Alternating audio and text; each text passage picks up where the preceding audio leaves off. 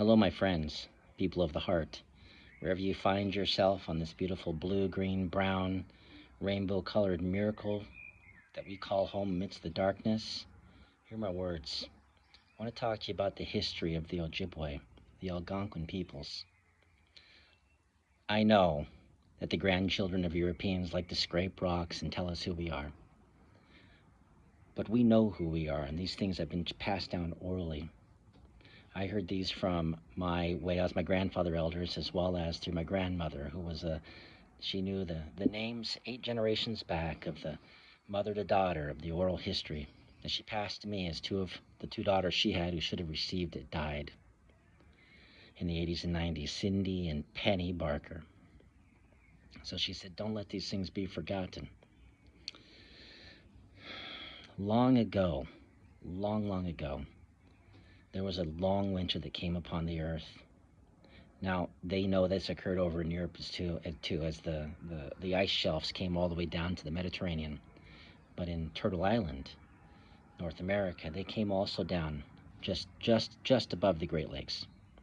And there was a Great Lake, another lake in the Great Lakes that went from east to west, and we call this Lake Ojibway.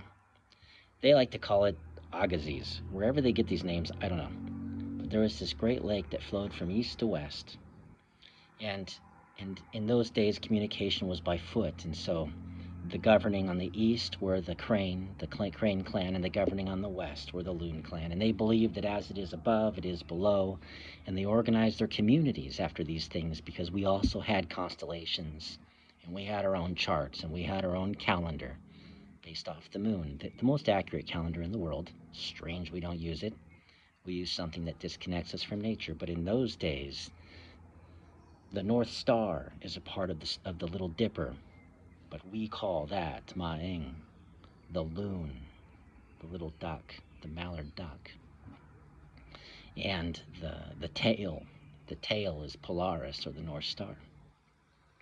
And all the constellations circled around this. Off to the side of Maeng is the crane. Down below is the moose. Between them, the communication. To the north is the lodge. Above them, and the exhausted brother laying on the ground, and off to the side is the fisher. And so we had our own history as well, and so those of the loon, led by the loon of the west, back in these days, in the days of the glaciers, they organized their communities on these lakes that were in this same pattern as what was above is below. And we had communities at what's called Lake Millilux. Right above that, which would be like Polaris. Right above that, Leech Lake. And right above that, Red Lake. And right above that, Lake of the Woods. And right above that, the bottom half of a portion of Lake Winnipeg, Traverse Bay. And over to the side, you have Sandy Bay at Lake Manitoba. And then down to the south, you have Spirit Lake. And our communities were organized in the symbol of the loon. Guess you didn't know that. Now you do. And in those days, the elder brother took care of everybody in the communities. It wasn't about what can I get for myself, it's what can I do for my family, for those most vulnerable, the children and the elderly. And we had a balance and a harmony as we lived in peace with the earth, and there was peace extended across the continent. There were no wars. We were a land of plenty. There was plenty of food, plenty of fish, plenty of berries and things growing from the earth. We had trade routes down to South America, the people of the Condor. And consider everything that the United States has today, and because they have it, they are the highest abundance of everything, of everybody in the world combined. But we had that. We didn't use it for power. We used it for love. Now, in those days of the long winter, there was only winter and fall. when it was really cold and not so cold, and uh, and then one winter was really especially harsh, and the the people that lived at what's called Lake of the Woods, they lived at a little lake called Moose Lake today, and right next to it is a place called Buffalo Point. And this is a sacred place for us, a sacred place, as it's where those from the crane from the east and the loon from the west would gather annually. And at this gathering this year, to remember they are one family. And at this time, which was long ago, back when this Great Lakes extended from east to west, and this is before a great flood event that we had in those days, we had gathered, and it was especially cold, so we were in the lodges at a place called Moose Lake, hosted by what you would call the Moose Doodum, and and the Adik and their branches that were all together, those that wandered between all the groups. Everybody stayed in one spot, but there was a clan that traveled and did the trade and coordinated the peace, and these were those of the hooves, and much like the deer does. And and one winter, the people were standing out on what we call Buffalo Point today, and they saw something strange. They they had finished the telling of the beginning of man on the eastern shores, where the first man was made from the sand along the Atlantic coast, and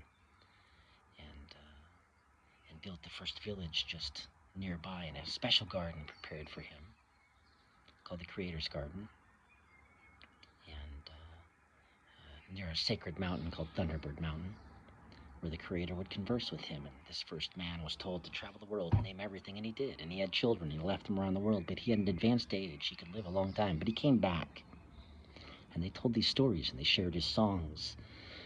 The first man who, when he'd finished naming everything, he was asked by the Creator, "What do you name yourself?" And he says, "Well, I am kindness, I am love, I am Midegah, and I wish for all my children in all ages to walk the path of my heart, because it's their heart. My drumbeat is their drumbeat in their chest. My blood is their blood in their chest, flowing through their veins." And this was a spirituality of love and family, and and unity with plants and animals, and the water and the earth.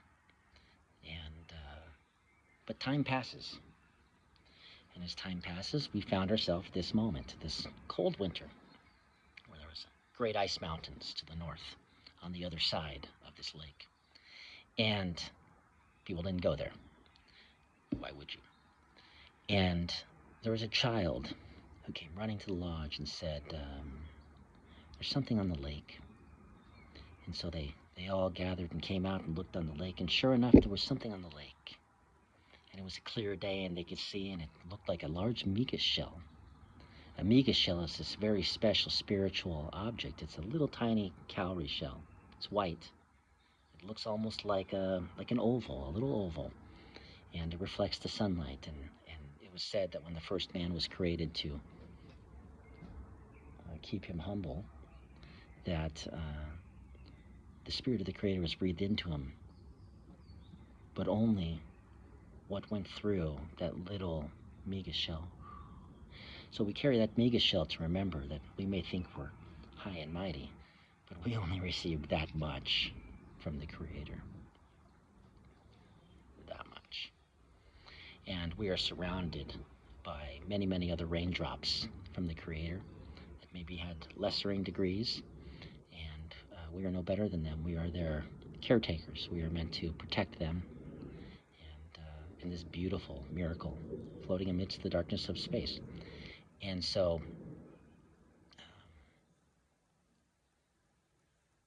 those that lived at Spirit Lake in these days were the guardians of the Algonquin. And in these days we had the teachings of the lodge. And in these days, the grandmother, they were the leaders of the communities as they represented the life that was given, the merger between the spiritual and the physical, and while the men were doers in large part, the women were the governors, and the chief of these were those that were the protectors of the Midegah we win, who lived at Spirit Lake. We call these the Little Shell.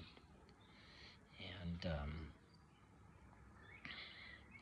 so they all gathered along the shoreline of Buffalo Point, and they traveled from the lodge at Moose Lake, which is beautiful.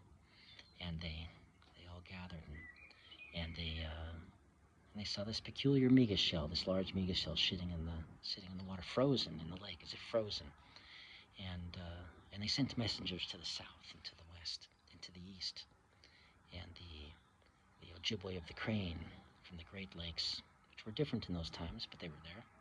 The Crane, they traveled, and it took them a full moon, and they arrived. And those from Billy Locks and Leech Lake and Red Lake and Sandy Bay, Lake Manitoba, and Traverse Bay up at the southern portion of Winnipeg, Lake Winnipeg, and those at Spirit Lake, they all traveled and they all arrived, and they circled around the Lake of the Woods as if a great circle of fire, a great ring of fire. And they conversed with one another. What is this? Is this going to be war? And there were those that sought negative and those that sought positive and said, maybe it's messengers from the Creator.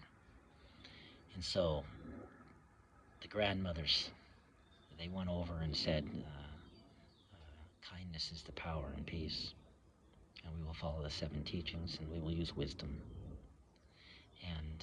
And they waited, and in this foggy morning, as the fog dispersed, they after a full moon cycle, they thought they saw great antlers and great animals walking towards them from this Midegah shell, and as if they were reindeer or caribou. And as they got closer, they realized these were people, and these people were wearing large antlers upon their head, and they were solid white in complexion, and their hair was solid white. It wasn't blonde, it was platinum. And they walked with their arms held upright, and with their other hand extended forward, and in their hand was sema, that we call tobacco today, used for far different reasons than it was originally. Europeans commercialized everything, and they knew they came in peace, and they welcomed into their lodge, and they knew that these were star people.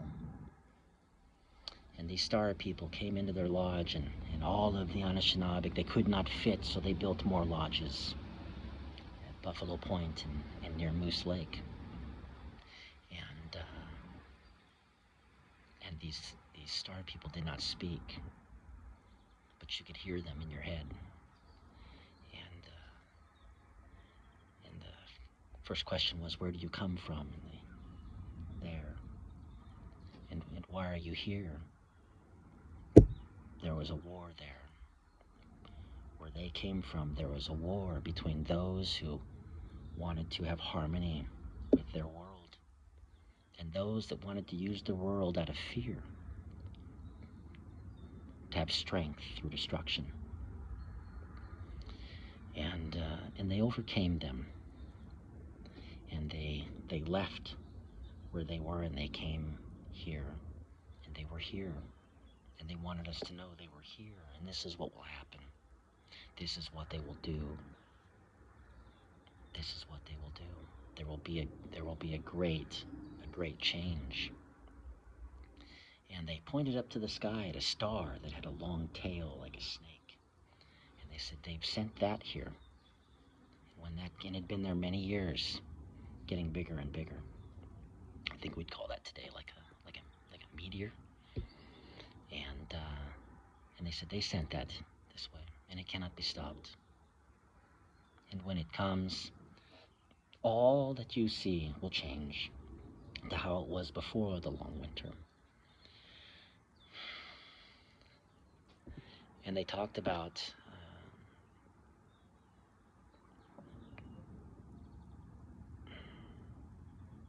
They talked about how they were much like we were on their world, and that as above, it is above, it is below, and even as we have organized our communities as the loon or the Little Dipper, that is also, they're the same looking down upon us. Should tell you something there. And there's a star there only 97 light years away. So there, as it is there, it is right here, which is why we came here. And they came to the community that is the point in that shape of communities like the loon that matches. And it'll be a long time before they arrive where you are. And don't worry, we will come before this occurs. And they went and they went back. They took their antlers and they put their antlers. They were crowns, and they put them upon the chiefs who were there. And they said the grandmothers. It's given to the grandmothers to select from the hearts of the children, the protectors for the next generation. And these antlers were a symbol that they were in unity with the star people who watched over them. And so they went back to their strange ship sitting on this frozen lake, and they brought off people, these other people, and they introduced our people to the ant people. And they were people who were from another place, who live within. I love you too, buddy. And nothing greater than when you're... Okay, hold on. So these star people in the lodge, they spoke with grandmothers, and they said, you are the same as this earth. All life comes from you. And where they had come from, the path of peace was recognizing that the sun, which governs your reality, shines its light equally upon all things, and everything that receives its life should have life. And so you're up to uphold this system that was set in place at creation by something greater than you, because it must be the best way to do it. And it's sustaining and enduring. And so this is the way. So the ant people stayed with our people, and we migrated south. And they took us south, and we built underground underground cities to save the people. And we stayed there, and this meteor did hit, and the ice did melt almost instantaneously. You know, these Europeans today, they look at the records and they say, wow, this ice, this great ice shelves across Europe, and that extended in a big circle of the Arctic, just disappeared in the fossil record almost instantaneously within the 100 years. It was faster than that. It was almost instantaneous, and it created a tidal wave that circled the world. And there's another people on the other side of the world who wrote a book about this. And but we were under the ground with the ant people, protected. And when the water had dispersed and the land had rose back up, we came back out, and we headed all back to where we started, along the Atlantic coast, and we built a great city. And we were in this new world, and following what was a change event. And we had seasons, 4 seasons now. And it was many, many years later that the prophets came that delivered the 7 fires prophecy that said, you got to go west. What they're really saying is, you got to go back to where you were. You have to go back to where you were. And it started the Great Migration. And they went back and they resettled exactly where the Ojibway, the loons, resettled exactly where they were. And back in the same shape of the loon that you see in the sky, called the Little Dipper. And today they're found at the Millie Lakes, Lake Millie Locks, Lake Leech Lake, Red Lake, Lake of the Woods, the lower portion of Lake Winnipeg, Sandy Bay, and down at Spirit Lake. And and that's how it was set up when they did arrive, and these Europeans. And at that time, we were one people, one Algonquin people. We weren't many. We weren't like Europe. And the problem was from 1616 to 1619, there was a great disease, like the world has never seen, came across North America, Turtle Island. And this disease killed 95% of everybody, meaning in every village, in every city, 9 out of 10 people, 9.5, you pick a half person, I don't know, that's a dead person too, they all died. And so the people escaped into the countryside. That's what you do today. You've been in Corona the last 3 years. Imagine if 9 out of 10 people in your city died. Would you be going to the gas station? Would there be gas? Would you be going to the stores? Would there be food? Your whole life would change, and it changed for us as well. Our entire trading network collapsed. How many generations would it take to recover? 3. And when that third generation rose back up, they met the French who arrived, French traders, and they established one of the most in the 1700s, one of the most powerful trading networks in the world. The wealthiest trading networks in the world as we stood back up. By the time we hit the 4th generation, this is when the British and their colonies had decided to break off from their crown in England, and they knew that if we were to go back to how we were when they first found us in 1603, their plans were done. So the next 3 generations, the 5th, 6th, and 7th, faced tremendous hardship. But here we are standing looking at the 8th generation, which are our children, and what will we do? Now, along this way, in the midst of that 4th generation, in these trading networks, these Europeans looked at the structure that we had set up socially. And these were governed by the loon and the crane. These had the deer, the adik, and the moose doing the trading routes, managing the trading routes, and negotiating peace, traveling in between, knew the trails, the trail people, and so that's a great responsibility to have. And so they convinced the many of the clans that they'd be better off if they allowed just the European to manage these trading routes, and they'll take care of them. And you don't want these other parties there. Look at you, you're in poverty. You don't understand how good it could be.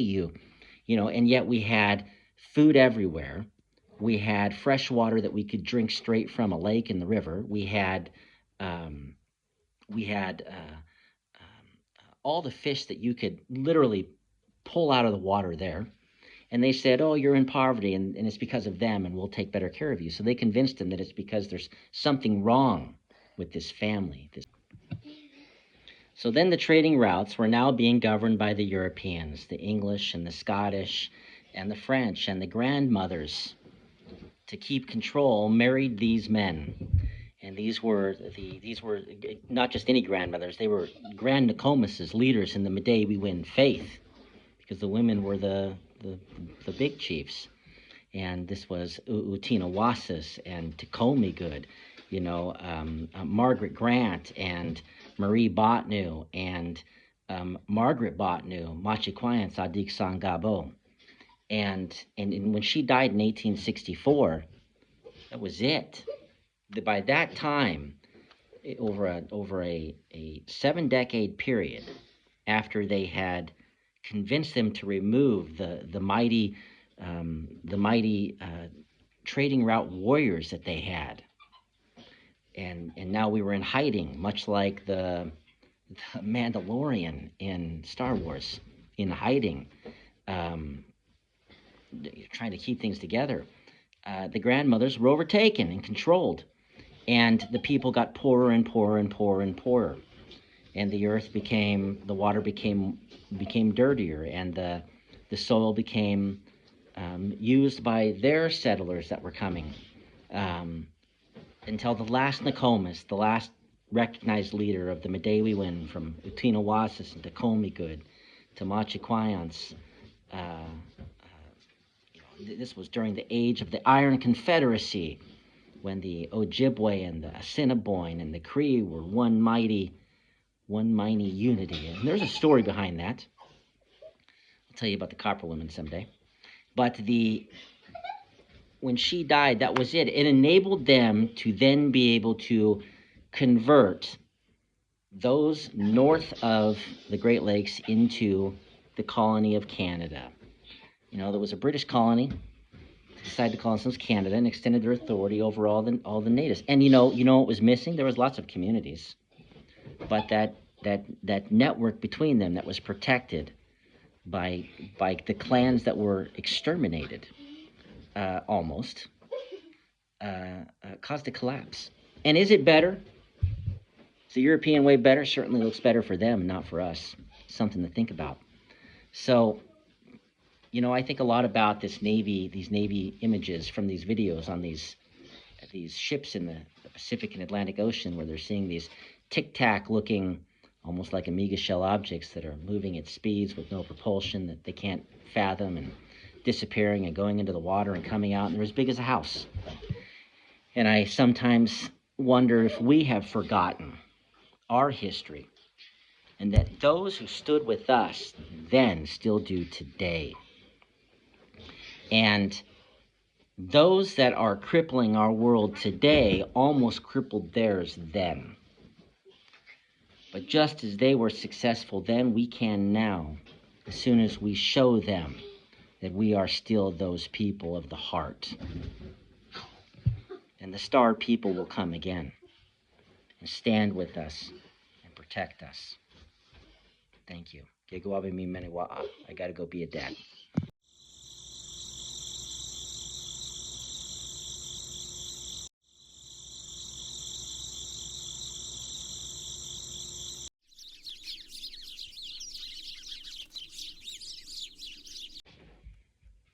For those still here, those star people, before they left 2 children with the Adik Dudem, and their blood, which is their blood, exists here today. And those star people, when they spoke to our people then, they didn't use this, they used this. We'll talk soon. We are not alone.